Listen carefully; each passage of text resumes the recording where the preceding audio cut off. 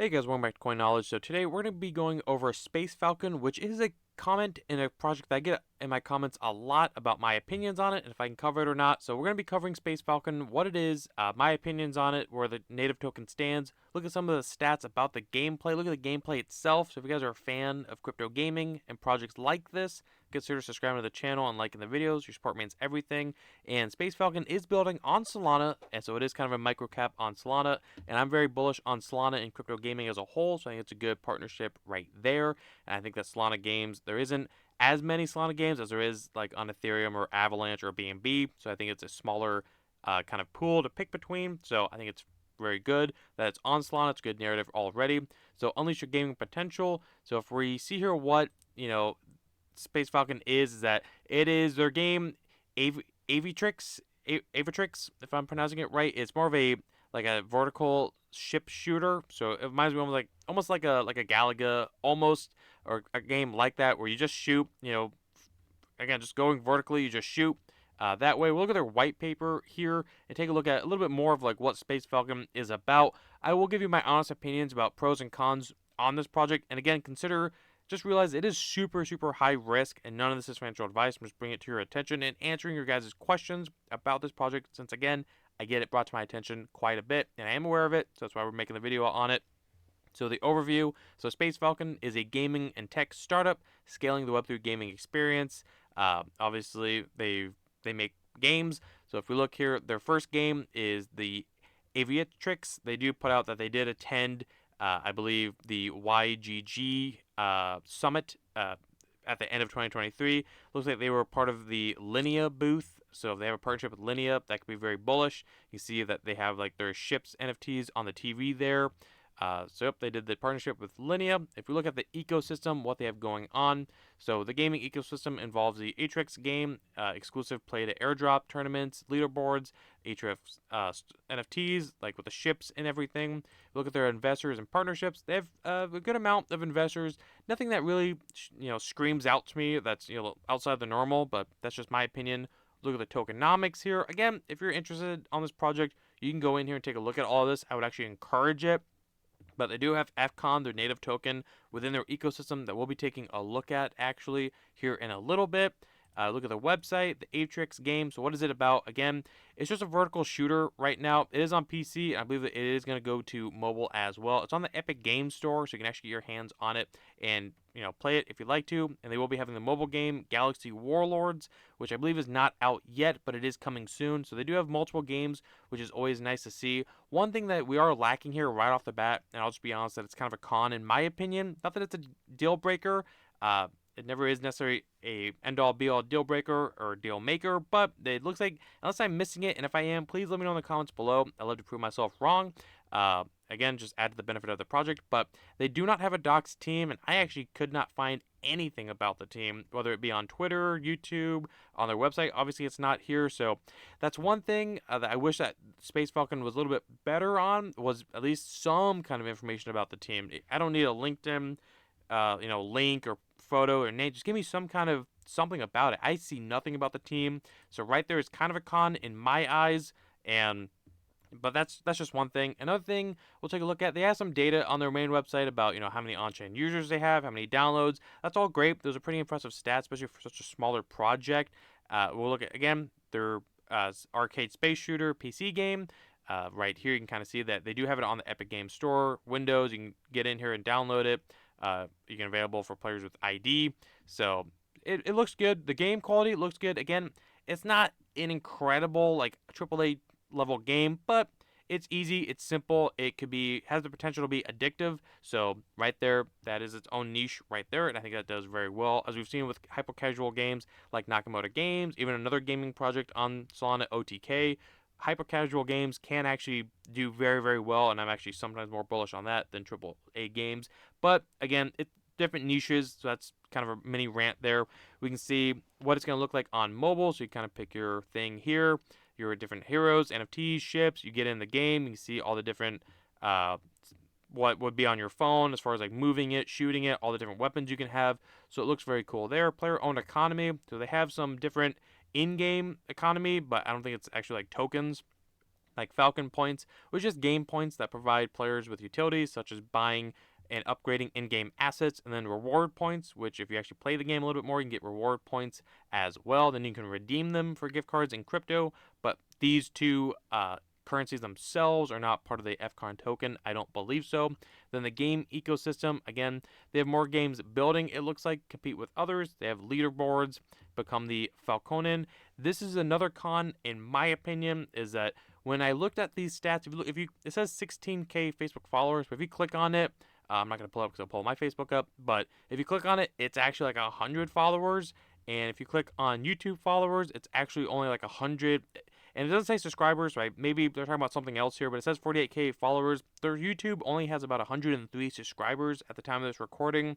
Their TikTok's the same thing. It's only like 100 followers as well. Their Twitter is actually more than this current stat, so don't know what the discrepancy is there, but something I thought would maybe be worth bringing up to everyone's attention.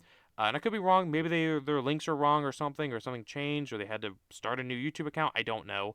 Again, that's just what I'm seeing, and I'm just, again, trying to be full transparent here and, not biased in these reviews and overviews. But partnerships, looks like they do have collaborations with, the industry's most passionate teams, from innovative startups to established industry giants. So I don't know if it's necessarily partnerships with Coinbase or just team members from Coinbase, Binance, Epic Games, Stripe, KuCoin, Visa, Immutable, Amazon, Google Cloud, Circle. So it's pretty good partnerships. I just don't know how deep those partnerships go just based off that description. Again, just giving it my opinion here. And again, the team tab is or the About Us tab is a little lackluster. If you look at their Twitter page, we'll actually see the gameplay of it. The gameplay looks solid. See if I can turn this up a little bit. So you can actually see the gameplay. So the gameplay looks good. Again, very basic. Reminds me, again, of like a Galaga of sorts, except a Web3 version. So the gameplay is good. The gameplay is there. Especially if you look at their Twitter. They do have, a good amount of followers. Whether bots or not, it doesn't really matter. So many projects probably use bots, so it's not a big deal. But they do have a good amount of followers here. They have a link tree here that will take you to, other places. The team is active. It looks like the team posts quite a bit. They put updates on here, and the fact that they did attend, again, that summit in late 2023, and people tweet about it. So, people are playing the game, they're tweeting about it. So, that's what I like to see, is that it's an active team. They have a good amount of holders. I think it's like 5K or something around there when you look on Dex Tools. But, again, active tweets. The gameplay looks good, looks very, again, basic, but in a good way. It looks basic and easily playable, especially if you're just playing it on your phone at work or something, killing time. I could easily see myself doing this. I love these kind of games growing up. It even reminds me of, even though it wasn't really a side scroller top down, a vertical side scroller, almost like a Geometry Wars of sorts. I can see myself, or other people now, but myself back in the day playing this at school. Something that's easy. But again, a couple other things that, on their Google Play Store, they only have about 500 plus downloads, so nothing crazy there. But again, it could be early or just not really well known about, and that makes sense. But I'd like to see more downloads personally. They are on the Epic Game Store as far as a launcher. So again, you can get in here. You can see all the different ship NFTs, and then you get into characters. You can see your Falcon points, stars at the top right. You can see here again what that kind of looks like, or would look like in game if you were to play it.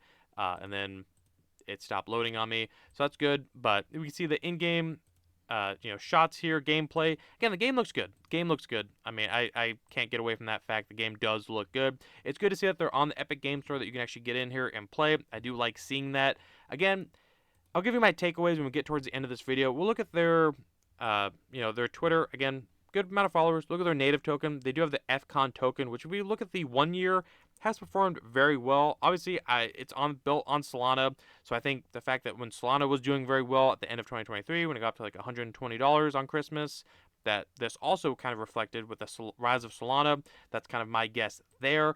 The token has been around since early 2022, so they have not seen a bull run at all. So, again, in my eyes, another positive here. Now, this is where it gets very interesting and very high risk, and I want to make the disclaimer of, if you decide to get involved with this project, I'm not telling you to do so. This is not financial advice, but please, when you're at a market cap of this low, at about, million, sub 1 million, be prepared to either lose all your money or make a lot of money. It can go honestly either way, as with anything in crypto can, but just thought to make that disclaimer. So if we look here, it is at about a 800 to 900K K market cap, not million K.